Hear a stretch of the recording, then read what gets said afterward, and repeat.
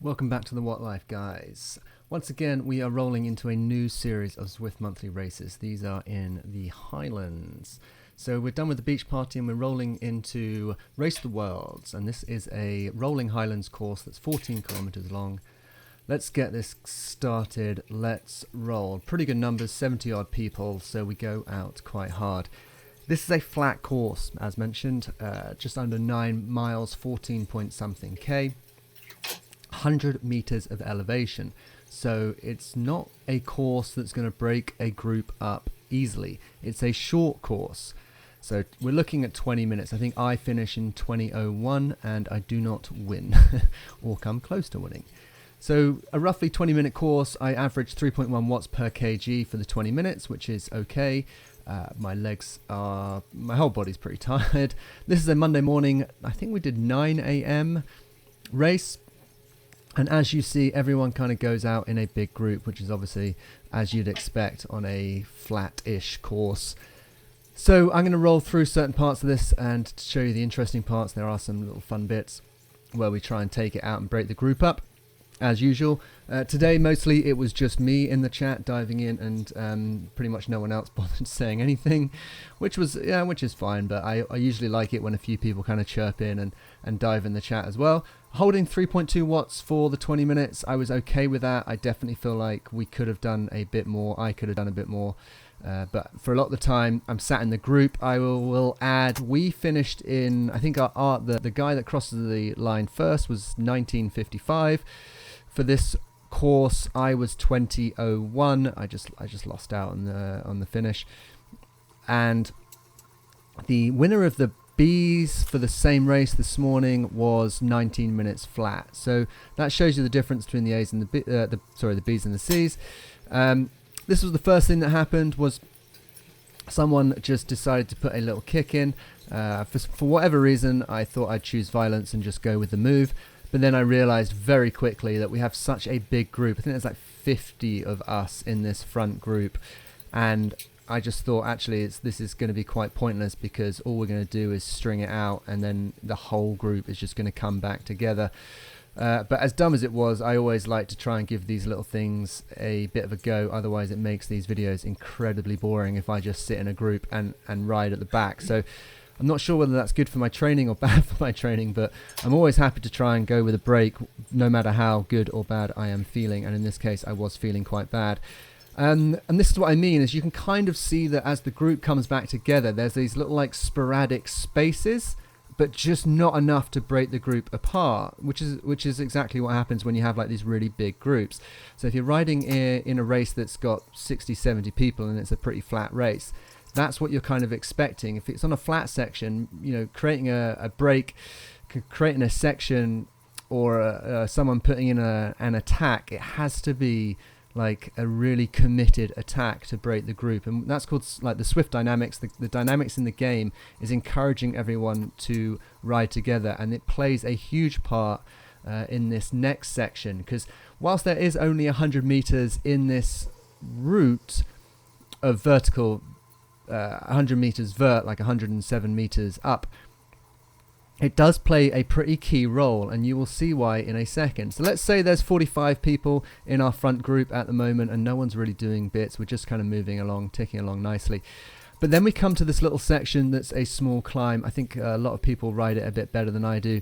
I don't ride the Scotland Highland routes very much. I really enjoyed it when they were first introduced. I thought they had a lot of fun doing the Tour de Zwift on them. So I kind of I'm just sat in the group and I'm like, oh look, we're going up a bit of a climb. So I have to put a bit of an effort in to move forward. And there are 2 power-ups, which is aero and feather, and everyone obviously who has a power-up starts to use them. I kind of wasn't sure how many power-ups we were going to get for the race, and then I checked the map and it looks like we'll get another one at the top. But obviously my complete inefficient use of power-ups this race doesn't really play very well to my tactics. But what you do see here, guys, is the group obviously starts to break up, which is lovely. If you look, I was basically at this section keeping a close eye on the mini-map. So I've moved pretty well, and I've moved to the front, positioned like myself in case there is a bit of a break. despite how kind of horrible I'm feeling. And eventually I use my power up at the top, which enables me to kind of just stay in the front group and ride off the top a bit. And then we get another power up. So you'll see that the group has really spread out. Keep an eye on the mini-map on the top right, okay? And it's at this section, and it surprises me a little bit that there is a second break. So we create a section off the front and a section just ahead, and we kind of split this front peloton. So it looks like it's one big group, and suddenly there's that little break, right? Small little break.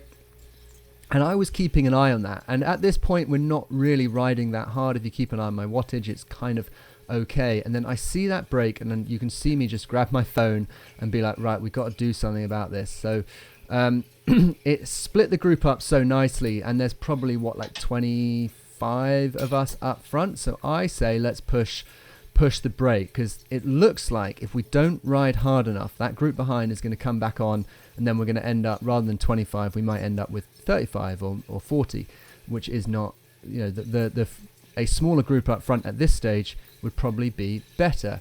So we start riding hard, and you can see the wattage just dives up a little bit. And it, as I say that, I don't just sit at the back. I try and kind of do my bits and get in it. And I'm kind of like keeping an eye. It's really hard to judge the distance on the mini map, like between our group and the group behind. But I'm doing everything I can just to keep that daylight between the two. And we do pick the pace up, so we ride a bit harder. And I think this is probably the section that meant that because of this section, I think this is what kind of put us a little bit closer to that finishing time in the Bs, because we worked this section quite hard, and you can see our wattage is like quite consistently strong, shall we say, kind of 280 up into the 300s. And then luckily, just as I thought the group was about to kind of close us, there is a second climb. I don't want to call it a climb, second incline that allows our front group to just hold that kind of 350 plus watts. And again, look, I'm doing bits, hopefully driving the group forward. And that is just about what keeps us away from the group behind, so they don't manage to close on us. I thought that was a really cool thing. I was very proud of driving that group and keeping us moving forward.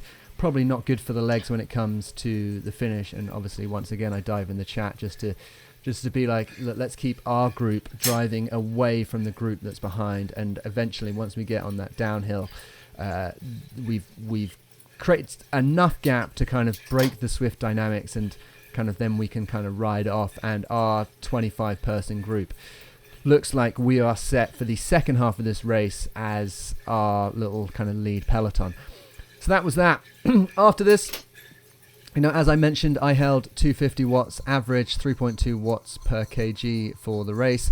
I'm just tired, so I sat just in the group for the later half, this middle section of the race, with 4 miles to go. There is a nice little finish. I don't know the course. I think knowing the course on this route would be quite handy. I'd 100% suggest that there isn't much. If you haven't done it and you are going to do it, if you do get a chance, then just push the little inclines, the rollers, the burrs quite hard, and you'll stay in the front group, and you'll keep that front group moving forward. I'd be definitely interested in riding this in a B-Cat. I think that would be very interesting. I just imagine that to take a minute off this time, and we cycle a lot of this quite hard. I just think there'd be less kind of reprieve, less recovery time riding it in the Bs.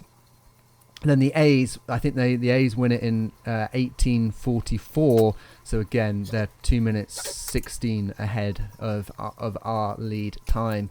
So 2 minutes, what's that? Yeah, 2 minutes 16 ahead of me, basically. Sorry, which I think would be a real tough ask to take 2 minutes off a time that's quite a 20 minute race. But I'll definitely give this a crack in the Bs. The big groups definitely help. I think if I was to ride it in the Bs, I'd just be trying to sit on wheels and hold groups, and there's no shame in that. I think it would probably maybe bump my average watts per kg up for the 20 minutes. I did check my Zwift, my power curve at the end of this, and it's kind of there or thereabouts on some of my PBs, but it wasn't quite a 20 minute PB. spent a bit of time out on the bike and a bit of time out running this weekend. So definitely came into this, and you know when you're just like trying to put some power through the pedals, and your legs are just screaming at you, being like, "This hurts." But at the same time, it's quite comforting to know that it's only a 20-minute effort. I appreciate that, but it's still comforting to know that you can put in a pretty good 20-minute effort when your body is struggling a little bit. I definitely don't get my heart rate as high as we can. So we're coming into the last 2 miles of the race, and as you can see, it's a very big group.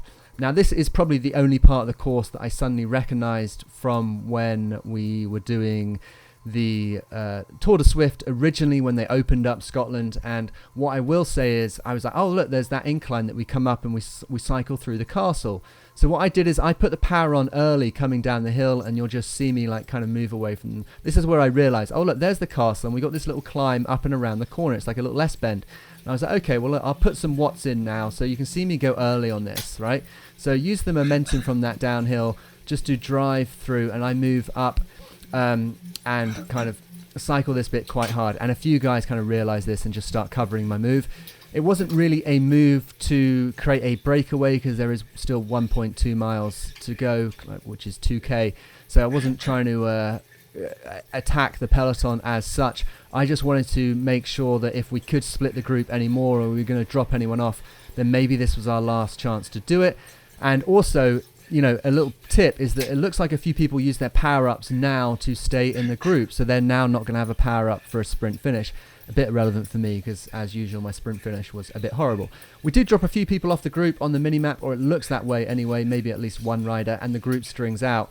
So I'm just trying to keep my nose up the front with the guys at the front, and we ride that quite well. And then obviously that doesn't really give us much recovery, and you see me here just stand up on the pedals trying to suck in some air as I'm like, right, that was silly because I am really struggling now. But we do create kind of another section up front, so that is job done. That's something to be aware of if you are going to ride this course.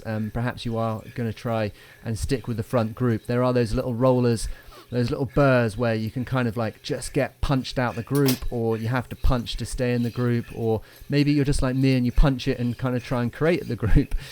But this kind of brings us into the lead finish, and I don't know what we've whittled it down to, maybe 18 riders there or thereabouts.